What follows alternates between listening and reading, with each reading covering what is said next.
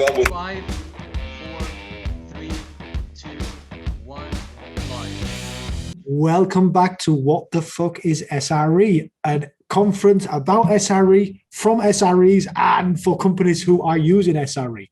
We are going to be speaking very shortly about secrets management. But before we do that, just a tiny reminder of the code of conduct and how serious we take that. You find that on our website, and we will listen if you have any concerns or you want to report a potential violation. I also did promise to give shout outs to the SRE rookie sponsors and not just the big sponsors. So this is a quick one to Transparent Talent, Moogsoft, Stackhawk, Cortex, Thousand Eyes, Rootly, and Moonsky. Oh, and Valtix. I will try to keep doing this throughout the day. Immediately after this talk, we're going to be going straight into a panel. There will be no networking, no quizzes, no yoga, no messing about. Straight into a panel. But between now and then, we're going to be speaking about secret management done right in CI and CD with Sri. Sri, welcome to the conference. Thank you. Yeah, thank you for having me, Jamie. And we'll get started here.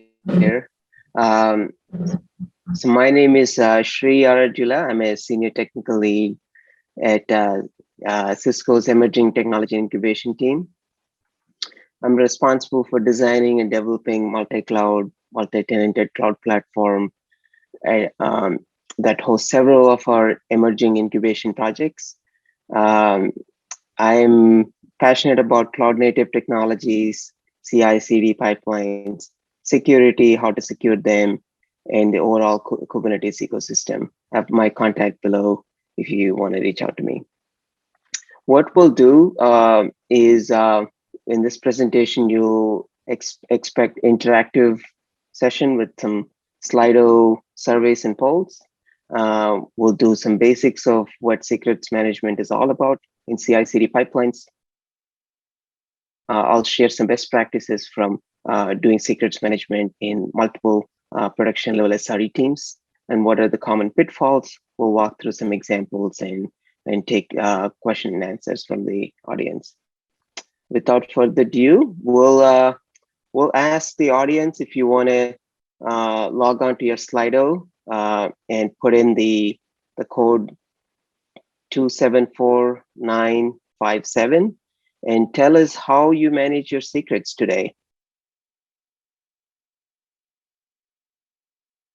How do you do it? And we'll give it about 30 seconds to see how everybody's doing.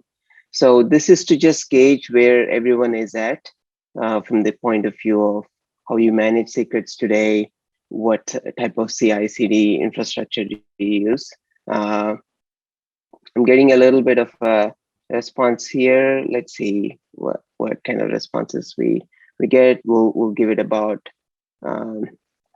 30-40 seconds to see if there are any active responses in the poll.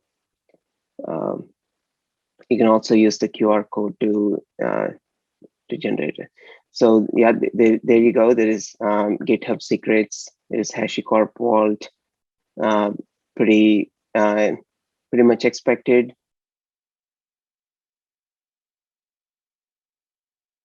And we'll talk about and how we can leverage other technologies. Awesome. Thank you for the responses. These are great.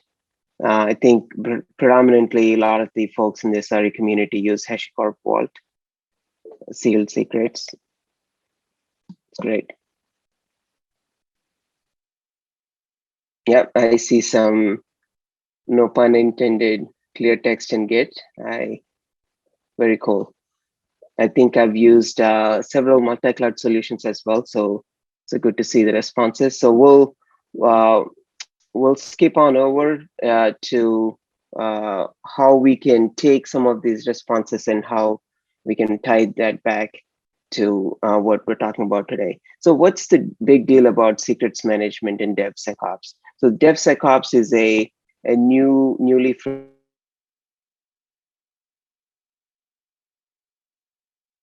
coined terminology. It's just to do with developer and operations coming together and putting this layer of security. So all of that is done in a more secure way. So if you look at the number of cybersecurity breaches or incidents or things that are exponentially growing, and we hear about them a lot. As far as recently, there was an incident in US about a pipeline that disrupted physical world and people's and day-to-day lives. A lot of these incidents are attributed to poor security postures within organizations. It also, if you look at a lot of the root causes, they are attributed to how you manage these secrets and how you do access controls within your teams. And there is always an internal conflict between developer community who are looking for convenience and the SRE community who want to secure these. And how do you bridge those gaps and create a win-win situations and also create those secure environments?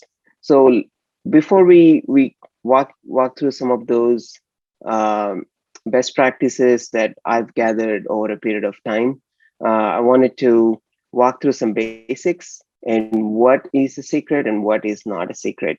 So I've had a little animation, but due to integration with Slido, I had to, just do it this way. But if you look at what a secret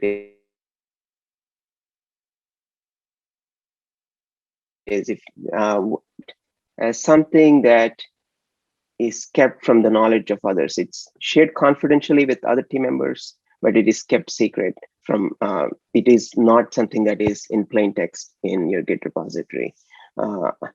So in our world, in the software world and the cloud services world, a secret is something like a password or a shared or a API key to talk to a third-party service, or private key for your SSL cert, or your cloud service provider credentials or database password. So what have you? So all of these are your secrets that are pretty obvious to everyone. I don't need to remind that. But what is not obvious to a lot of developers, and sometimes SREs get mixed up, is secrets don't mix with the application code or configuration. That also includes deployment configuration, whether you're using tools like Helm that do Kubernetes manifest templating, and you're doing layering on top of that to deploy to multiple deployments. Those configurations are something that the developer community at large need to be able to see what type of application, what configuration is getting deployed to my cluster. But that information should not be mixed with the secret information. The secrets are entirely different. I know many of you are aware of this. I want to reiterate that secrets and configuration don't mix. And sometimes developers take that shortcut for convenience, but we'll talk about how we can provide better tools for developers and ability for them to access these secrets in a way that they can be both secure and follow the SRE guidelines. As well as the infrastructure as code. This is one of the places where majority of the secrets are generated when you create cloud resources or resources in your lab, virtual machines. A lot of the secrets to access those resources are created. So it's important that we don't mix these two things. I also want to kind of demystify the myth that secrets management is not your password management. So your secrets management is a process where you secure the secrets. You go through a process of, when you create them, how do you store them somewhere, how you can distribute these secrets, and who has access to those secrets. Within the team, there are both human and machine entities that access these accounts. So there has to be a way to access this information through APIs. And there is also a time limit to accessing those secrets. So that's what secrets management entitles. Sometimes that gets mixed up with password management. There are really good individual consumer tools to manage passwords. Those password management tools are not your good secret management tools. They don't provide the same level of access control when multiple team members or developer community at large, they're accessing these secrets in a controlled way where some secrets are exposed to them and some are not. Your password management tools are not your best place to do that. So just wanted to demystify that, and we'll take a quick poll. Just like I said, we'll try to be interactive here and see. Uh, does everyone in your organization know how secrets are managed? Yes or no, true or false.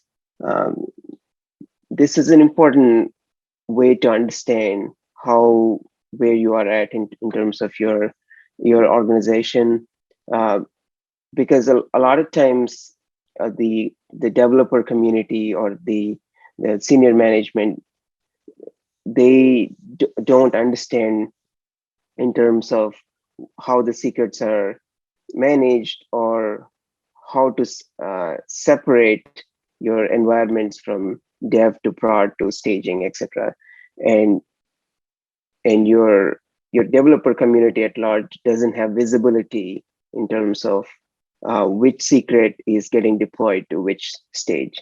So, I mean, obviously, the answer is, um, we see about 50 to 50%.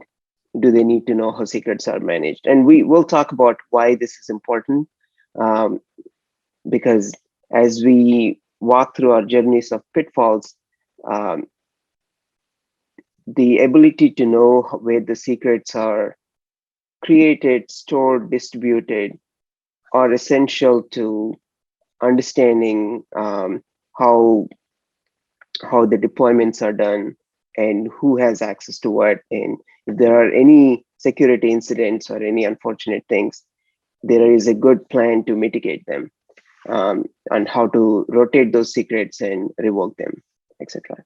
So let's uh, let's switch gears, and I will promise you I'll come back to that question in just a second. But I wanted to um, walk us through what happens in a very simplistic CI/CD pipeline. This is just representational. I know things are more complex, and there are a lot more environments developers deal with.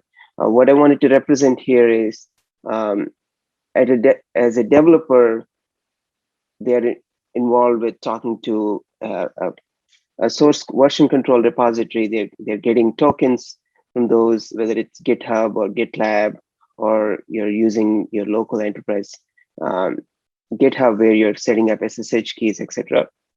And developers communities also interfacing with application secrets, whether they're talking to a cloud database like Aurora DB, or they're talking to a third party API entity like Twilio or WebEx.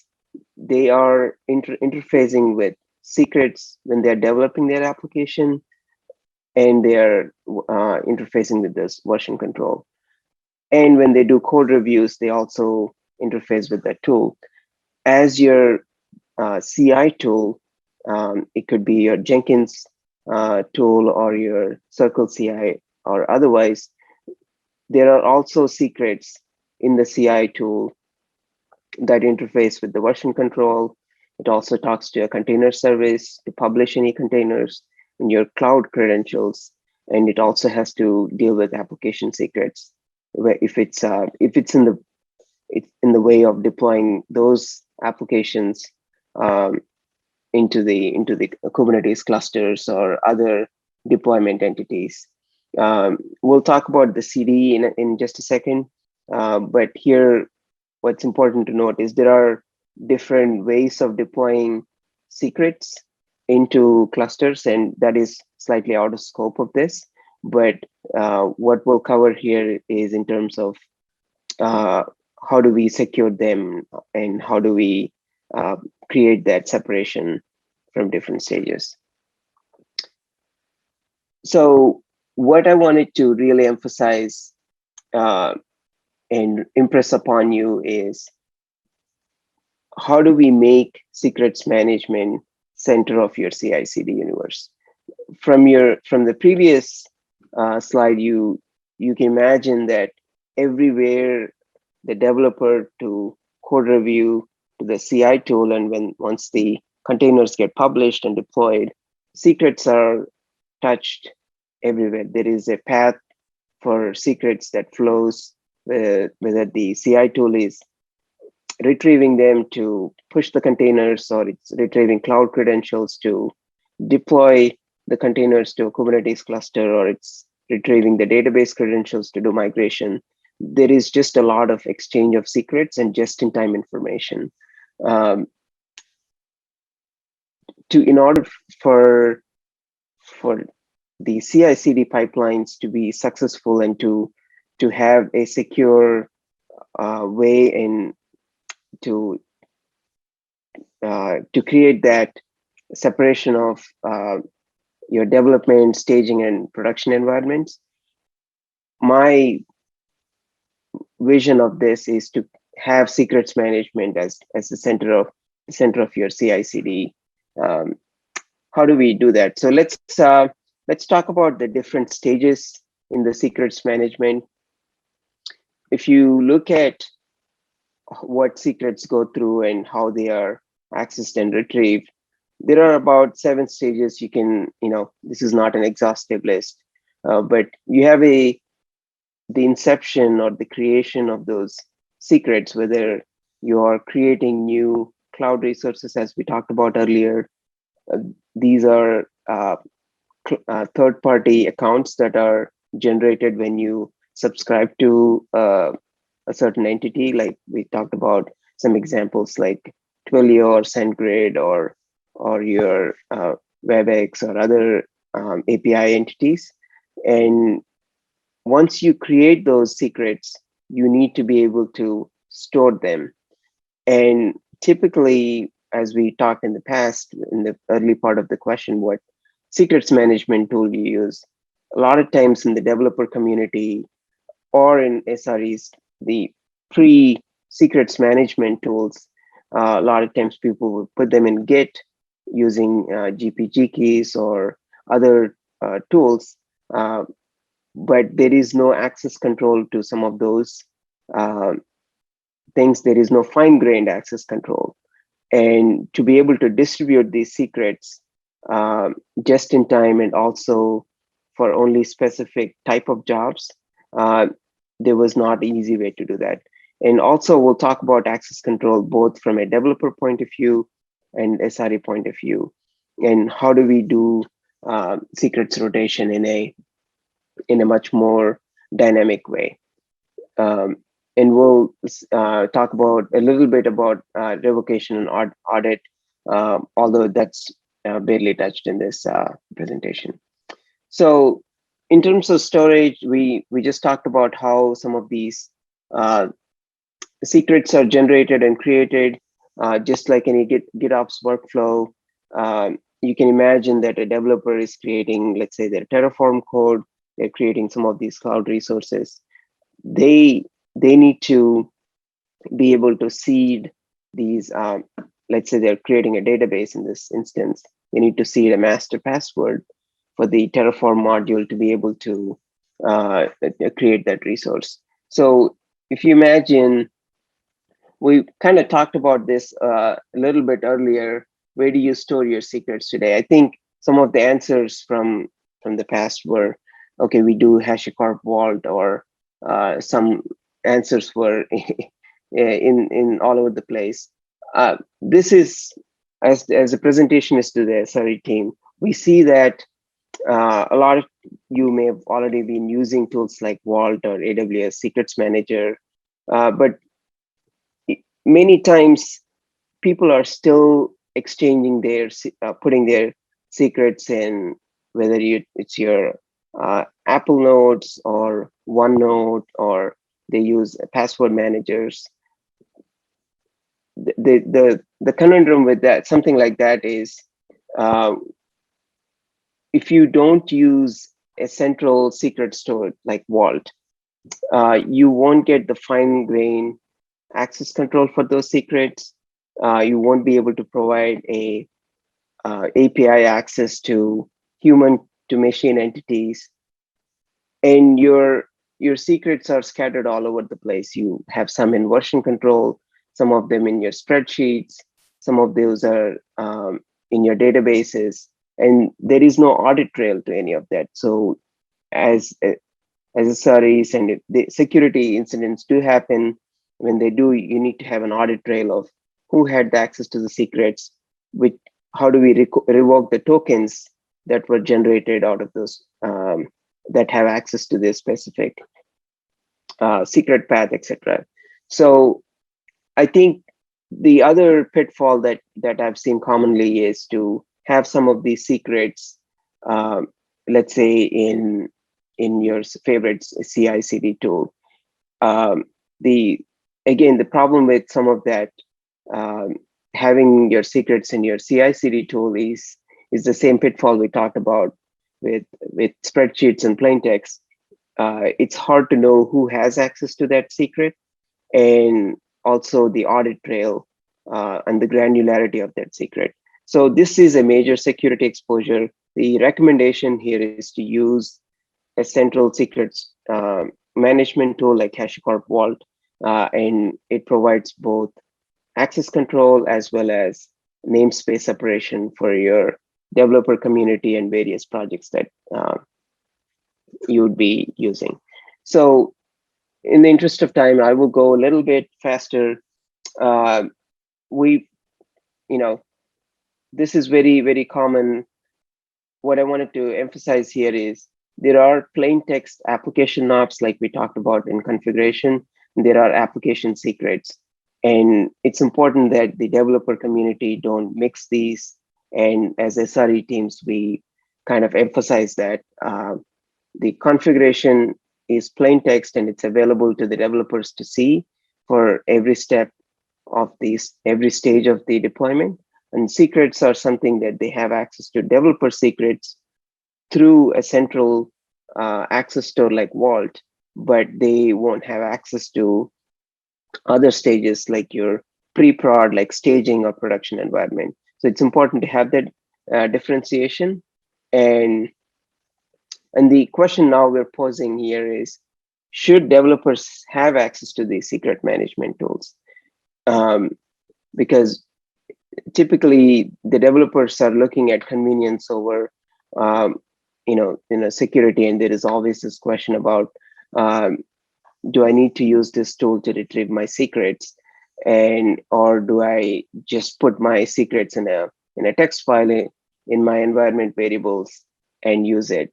And I wanted to get a poll from the audience and see what you guys think. And obviously there is a a mixed bag of answers, and my visualization and recommendation is yes, developers should have access to the same tools that are used in CI/CD pipeline. And this is an example of one of the hierarchies we use within our team. So we use a central secrets management tool. In this case, it's Vault. We use Vault's namespaces to separate out what the CI/CD can have access to. And for a developer, we create namespaces for a specific application. And let's say the developer needs a development database access.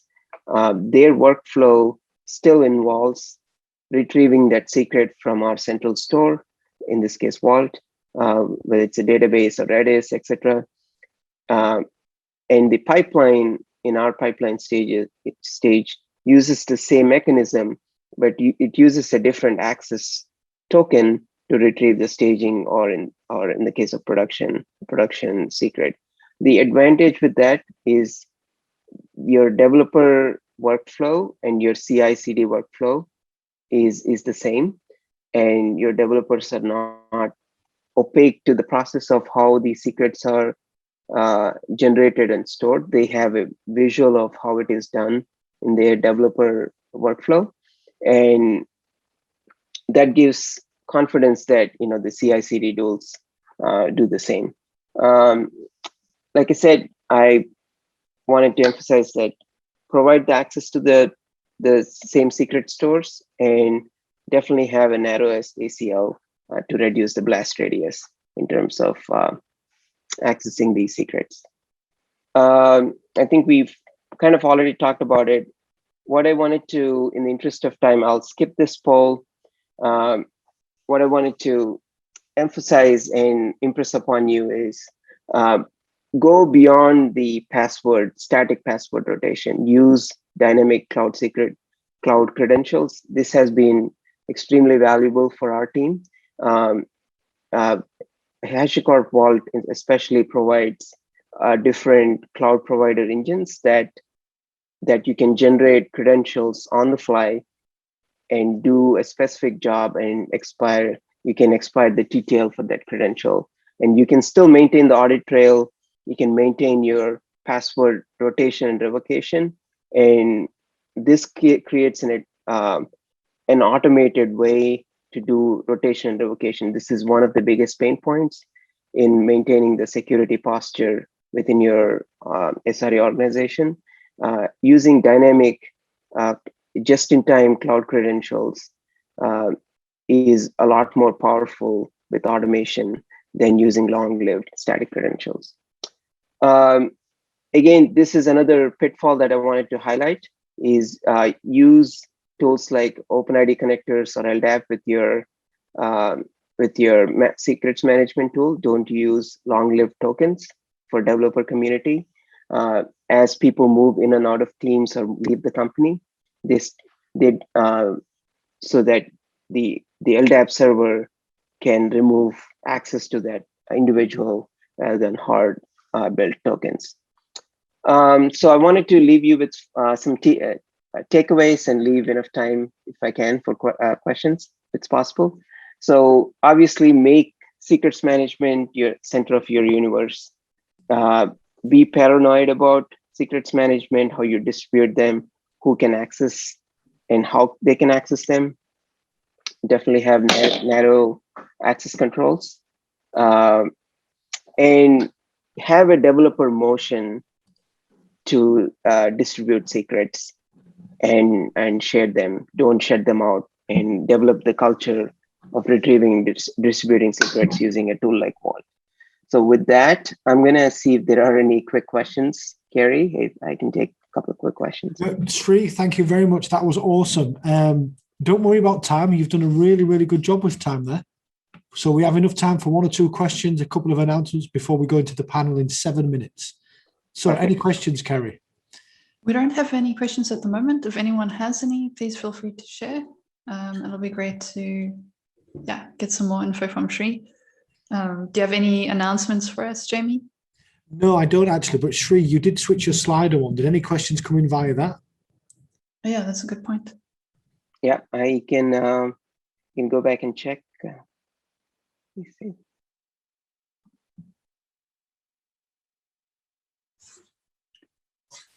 There is one announcement. We are nearly at 4,000 registrants for the conference. So people have started to sign up at the last minute, and we've got a huge spike of people signing up today. So do tell your friends, everybody, if you're listening and you're at work, share a message on Slack or Teams and get all your friends to come in. That would be nice to hit the 4,000 milestone. Yeah, that'd be really great. I looked up. Yeah, so I see one question that came out of Slido. Can you achieve the same functionality with AWS Secrets Manager like HashiCorp Vault?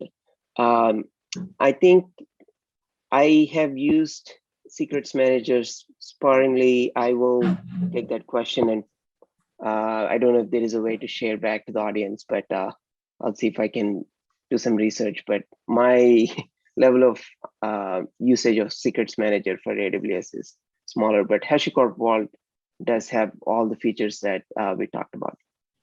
Is HashiCorp Vault more independent? Do you think people will be worried about locking into AWS by consuming their secret store?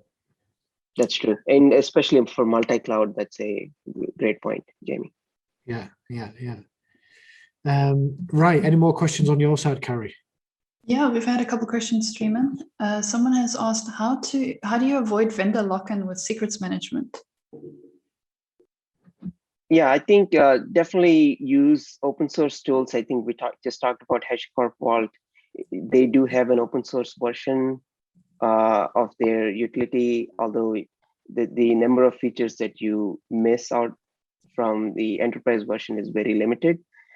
So using tools, open source tools versus like a cloud provider tool, just like we talked about AWS, secrets management will help you go multi-cloud easily. Nice, thank you. There is another question, if we still have some time. Is HashiCorp Vault the de facto standard, or are there other vendors or solutions? There are a few other vendors.